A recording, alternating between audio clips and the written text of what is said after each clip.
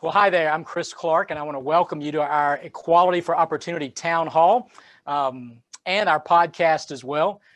This effort started last June as we sought to help the Georgia business community better understand how they can engage in equality, equity, inclusion, and diversity.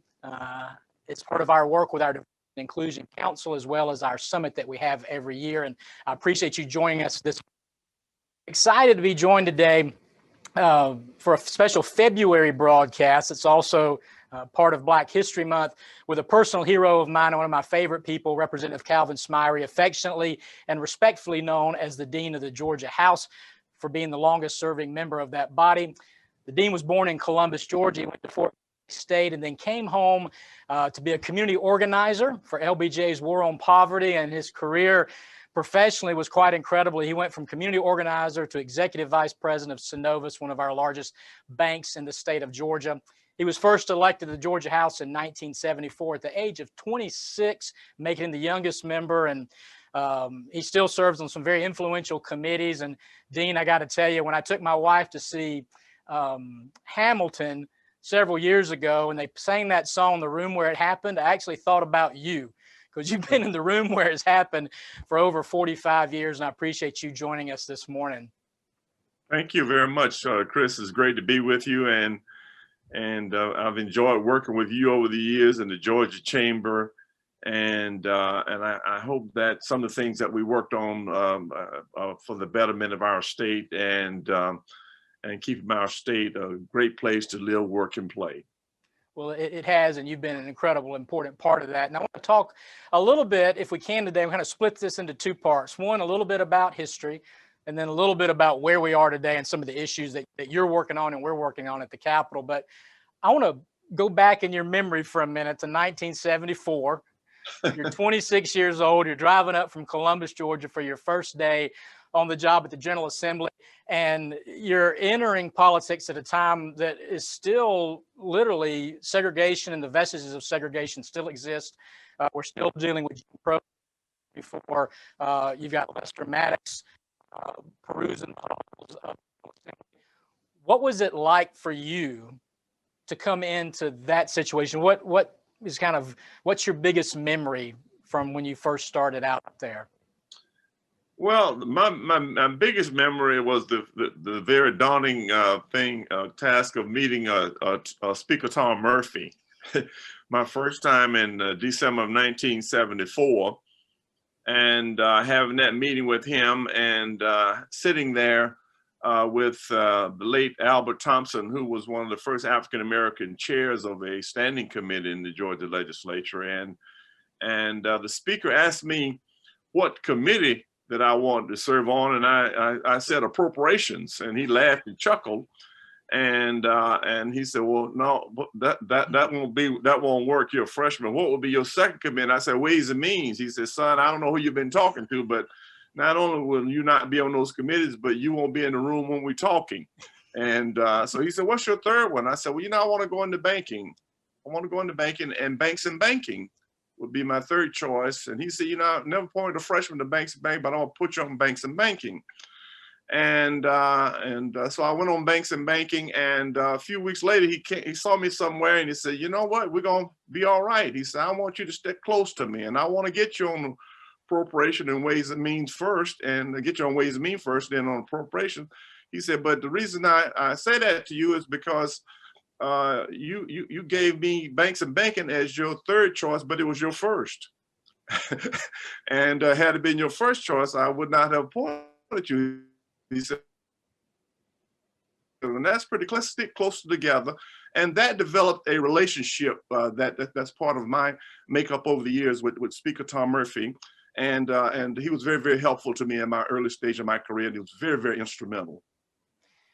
So it's funny because you've been on Ways and Means, you're still on appropriations, your own rules now, all those committees you wanted, you've been on them for a long time.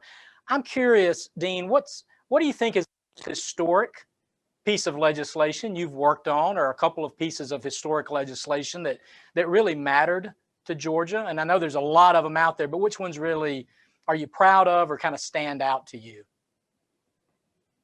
Well, Chris, when I talked to Murphy about my experiences and eventually pointed me to Ways and Means my fourth year, and I went on appropriations my eighth year, 1981. And I've been on appropriations since then. I think the budget at that time was a little over $3 billion. When you think about how it has grown now. And when you think about that process, one of the things that jumps out at me is the Hope Scholarship. To me, that has been a game changer for the state of Georgia. And working with Zell Miller in 1990, 91, I was on the higher ed committee during that time, the higher education committee, and passing Hope to me was a game changer for Georgia. I think when you look at the state of Georgia and you look at retaining our best and our brightest students, and then they all going into our various corporations, in our community and into our workplace, to me, that stands out as a major issue that I've been involved in. And another one I think would that change the landscape of Georgia is the changing of the state flag. And when Roy Barnes talked to me about doing that in 2000, and we did it in 2001, to me that is another game changer when you think about the state of Georgia. The other bill that I think that I would consider a major issue, in fact, I have two. One is the Transportation Act, if you remember, of 2015. Right. To me, that was a game changer for us to be able to provide $11 billion of transportation infrastructure over the next 15 years or so is major when you think about the way our Department of Transportation operates and how we have to work in partnership with the federal government. And lately we have been doing continuing resolutions, so you could not plan long term. And we passed House Bill 170, that gave us an opportunity to provide needed resources for our state and for our transportation system and for our infrastructure. So to me, those were major issues. And the latest, I think, would be the hate crime bill. Passing the hate crime bill last year, Georgia was one of 4 states in the nation. And when you talk about social justice and the mood of our country, I think passing hate crime bill was a major occurrence for us here in the state of Georgia. And I'm glad that's something that we did. And it was a major, and I think we'll see that come to fruition throughout the years to come. Dean, all of those are important bills for Georgia. And the last one you mentioned really spoke to, actually all of them spoke to a bipartisanship demand, right? That you had to work together across lines. And I want to come back to that in a few minutes. But when you think about Black history in Georgia from a political standpoint, what's the most important story that you think people don't know or should know about political Black history in Georgia? Well, I think about that often, and I think about how far we've come and in terms of the political process, but yet how we have to continue to make progress. So when you think about the African Americans that were expelled because of color, and then you think about the African Americans that are being elected now.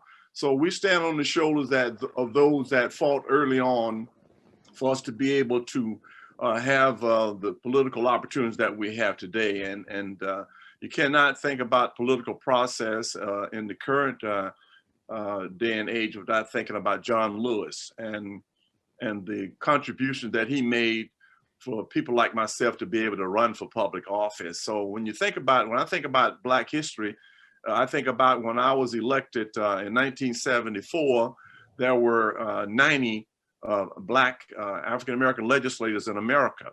Now we have over 750 African-American legislators in 44 states. So I think that those types of contributions and those types of political avenues makes it possible for us to be elected to public office.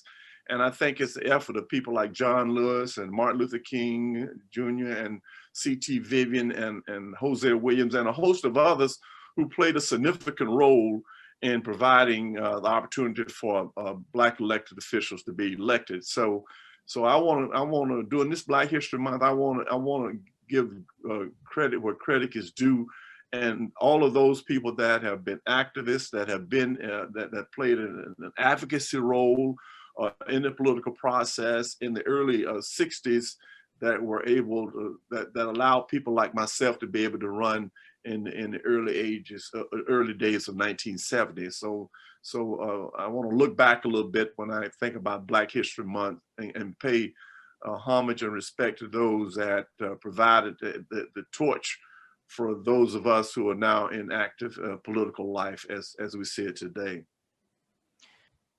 Dean, I think that's a great segue to talk about a current issue. One of the things that Congressman John Lewis was passionate about was voting rights.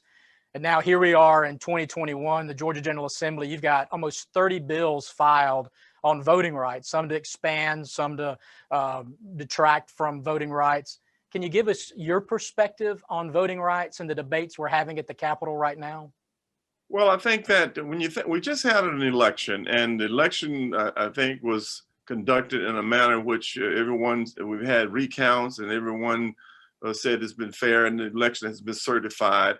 And I think to be looking at political elevated discussions on voting rights is not I don't think it's the way to go at this juncture. I think that although I'm on the special committee of election integrity that's been just recently appointed by Speaker David Ralston, we are reviewing and looking at all of the legislation that has been presented to the committee. We've had one meeting, an organizational meeting, and we're going to be looking at a lot of these bills. Fundamentally with me, I just don't want to see any regression. I don't want to see any rollback of any legislation that would hinder a person's constitutional right to vote. That's where my stake in the ground is, that anything that would make it more difficult or would suppress the vote, then that is something that I just cannot tolerate. And I would be abdicating my responsibility to vote for anything that would set back the voting avenues for a citizen in the state of Georgia. So I think that when you have elections and they're termed to be fair elections, then to look at laws after the election is passed, to me, is changing the goalpost. And so although I'm going to be open-minded and look at legislation as it comes to me, and after reading and looking at it, but it's one marker that I have, and that one is that I just can't see any regression. I can't see any rollback of anything or any measure that would make it more difficult for the Georgia voter to be able to vote. I think that's a great perspective, Dean, and you make a great point about fair elections. I'm on the bipartisan task force, and we were told the other day that in a normal Georgia election year, you have about 2 to 3% irregularities. This year we had 0.0099. I think there were only 38 out of 5 million irregularities to be examined. So I do think, beyond a shadow of a doubt, we've had fair and open elections this year. So Georgia Chamber looks forward to working with you and all the partners at the Capitol on that issue. I want to switch gears just a little bit. This summer we saw, historic civil protests that I think really awakened particularly business leaders to the issues that the minority communities in our country have been facing for years. There's a new level of empathy out there and a desire by the business community to want to engage and help. I'm curious, what's your perspective on what businesses ought to do and how companies can help address the issues of diversity, inclusion, equality, and equity? I think that's, having some sort of sensitivity to the issue is when you start talking about social justice and doing a lot of the incidents that occurred during our social protesting during this past year. We have to have some sensitivity to what is occurring in our community. And you got to look at it with clear vision that we have to have some change in our policing and in our community policing. So with that in mind, I think that we need to look at efforts that will involve inclusion and more involvement in our workforce in our workplaces, and also looking at the issues that affect our community, and be very sensitive about it. I mean, one experience I had was when during the social protesting and the social injustices, our chairman, Kessel Stellings, called me one day, and we had a great discussion about social injustices and the social justice scene as we were living it during that time back in August of 2020. And he wanted to know what could we do as a company, and his concern was education. And being that he's on the Board of Regents, he mentioned higher ed and what could Synovus do to assist in having a better educated population, which is a social justice issue. And I told him I thought that was noble, and he was thinking about maybe contributing to a university in our 5-state footprint. And I told him it would be great if we could make some kind of a donation to United Negro College Fund or to some other institution. And he came back and said that he wanted to do that, and thusly, Synovus named a scholarship in my name for $1 million that will assist students going to HBCUs in our 5-state footprint. So not only do we need to preach corporate social responsibility, but we must practice it. It's one thing to preach it, but it's another thing to practice it.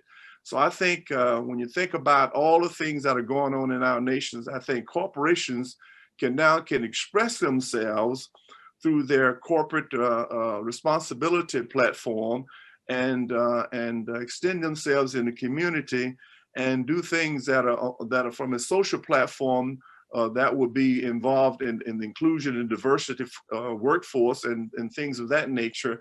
And to me, that's how you attack this. You attack it from one community to another community, and getting more involved in our communities, getting more involved in the community in which we all live and work and play in, and also having the policing aspect of it. We must work within our police communities and work together and make everybody respected, and making sure that we all have an opportunity to work hand in hand, reach one, teach one, and to build a better community.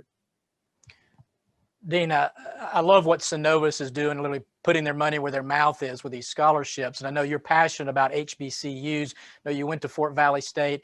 I've spent a lot of time talking to our HBCU presidents in Georgia over the last 6 or 7 years about some of the issues that they face. Are there other ways for us to help and engage with our HBCUs in Georgia? And tell us a little bit about why they're so important and the unique role that they play. Well, you know, when you think about the history and the mission of the historical Black colleges and universities, of course, the mission is clear to promote higher education in our nation. And when you think about the impact that they had in the years back and when they were created during segregation, and how fruitful they have become and how productive they have become in producing the majority of our doctors and lawyers in undergrad studies.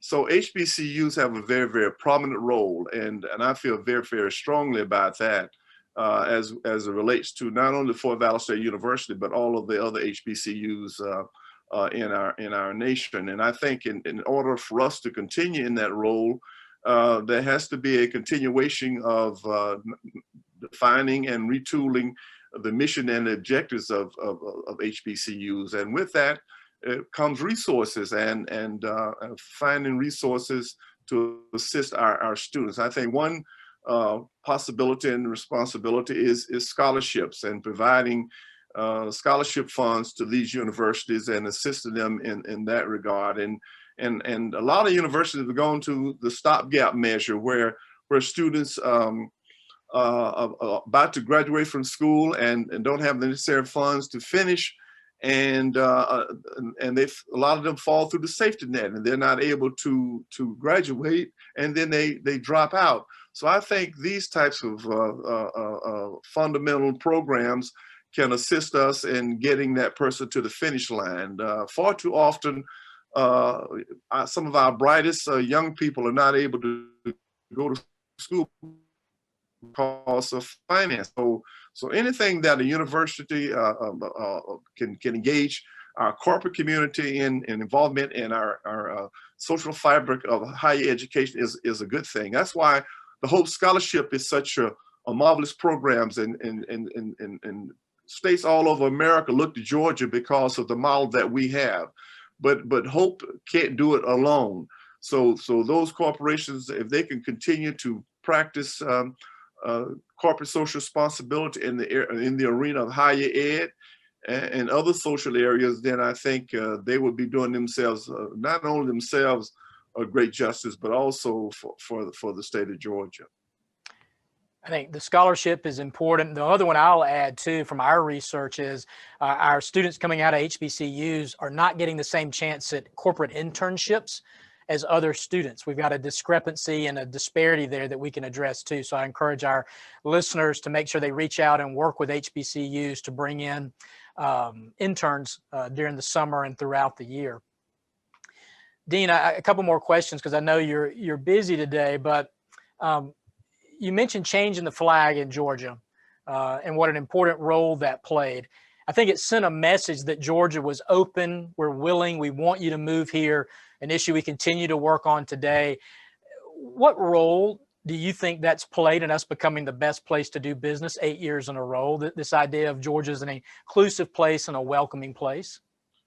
Well, I think it's the manner in which, when Zell Miller was the first governor to talk about changing the state flag, and he made an effort and it did not, it didn't come to fruition, but he needs to get the credit for bringing it to the light.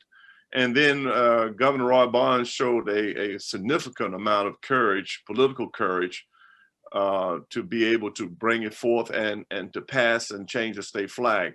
In my opinion, there's nothing that's more a singular act that we could put in the formula of becoming the #1 state to do business in. I can almost say to you without hesitation that if we still had the flag, the Georgia State Confederate flag, we still had that flag, Georgia would not be recognized as one of the states, the #1 state to do business in.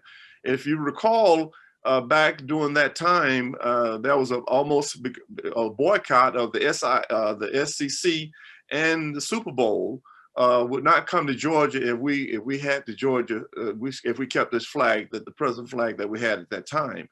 And so changing the flag was not only a social justice issue, it was an economic issue as well.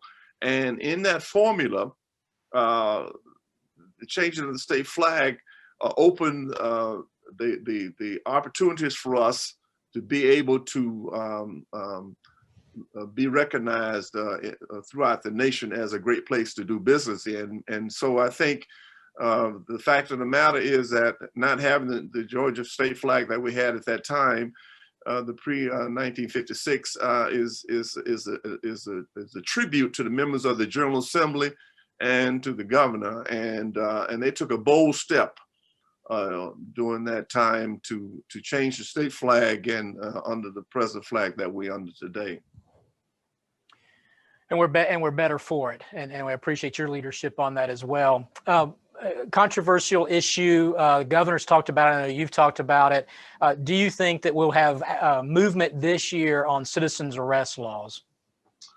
Yes, I do. I think that if you recall last year, and I visited Brunswick when he had the tragic murder of Ahmaud Arbery, and when we talked about the hate crime bill, it sort of galvanized us and gave us the impetus to reach an agreement on the hate crime legislation. And during our discussions, during that time, citizen arrest just kept raising its head.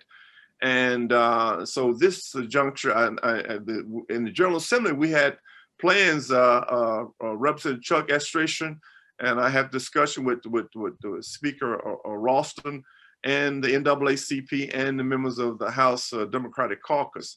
And we said that next year we would come back and we would pass a citizen arrest bill. And the governor in his citizens arrest, and we're waiting on a glimpse of it, and had a discussion with the governor's office. We're looking to see what the governor plans on rolling out. So citizens arrest is a major issue, and it raised this ugly head down in Brunswick, Georgia in 2019. And so I think it's something that we ought to look at. And it's a follow-up from our discussion of the hate crime bill. And now that we've passed the hate crime bill, now I think it's time for us to continue to take a look at these issues that we have to take a hard look at, and citizens arrest is one of those that we have to take a hard look at. So Dean, we were able to pass the bill this past summer, hate crimes, and in order to pass this bill, it's going to require bipartisan effort. So my last question for you today is, we're living in a country more divided than I've seen it in my lifetime, but you've been an example for someone that's been able to get things done working across party lines. And so what advice do you have for your peers, business community, and others in Georgia about how we find common ground and how we move beyond this divisiveness that we find ourselves in? Well, there's a difference between political participation in politics and governing. And, you know, people have to learn how to turn the light switch on and turn it off, and have tolerance of others' opinions.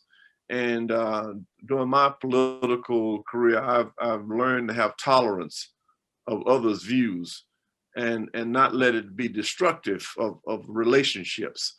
And I think that's one of the characteristics that I have tried to carry forth during my political career. I'm one of the few legislators that have served in the majority and in the minority.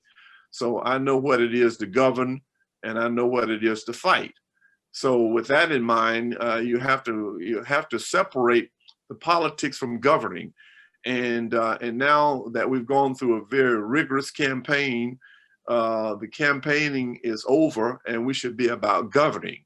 And people should be able to shift gears in that regard. So to me, tolerance is one. And one thing I can say in Georgia, you know, there is still some civility, there is still some bipartisanship, there is still some discussion of the various issues, and of course there is some difference in opinion. And but the best way to express those difference of opinion is through policy making. And express yourself through policy rather than through all the vitriol and all of the discussion and things that we hear. And I'm hoping and praying that we can continue to draw some pattern of political process that we can, after the political campaigns, that we can come together in some instances on issues that are proven to be good for the state of Georgia, and try to work on those. And then where we differ, we just will have to differ and try to come to some kind of consensus in that respect. But to me, having some tolerance of one's opinion, and but there always will be political differences in the body politics. So with that in mind, we have to try to rise above that in the best way we possibly can. Well, I think there are three words there that really stand out: tolerance, compromise, and finding a common ground. And I appreciate that you've been doing that at the Georgia General Assembly, Dean, for 45 plus years, and we are better for your service. We appreciate you taking the time to be with us today, but we really appreciate the partnership that the Georgia Chamber has with you on a variety of issues. And you know that we are here to work with you and appreciate all that you do. And again, we're a better state for your service. So thank you for taking the time to be with us today. It's my pleasure and great to be in with you, Chris, and great looking forward to working with you and continue to work with you in the Georgia Chamber of Commerce. Thanks, Dean. Thank you guys for joining us today for our podcast and live broadcast. Please join with us next week and continue to follow us at gachamber.com for the latest updates on COVID-19, vaccines, and all of the good work that we're doing down at the Capitol. Thank you, and may God continue to bless the great state of Georgia.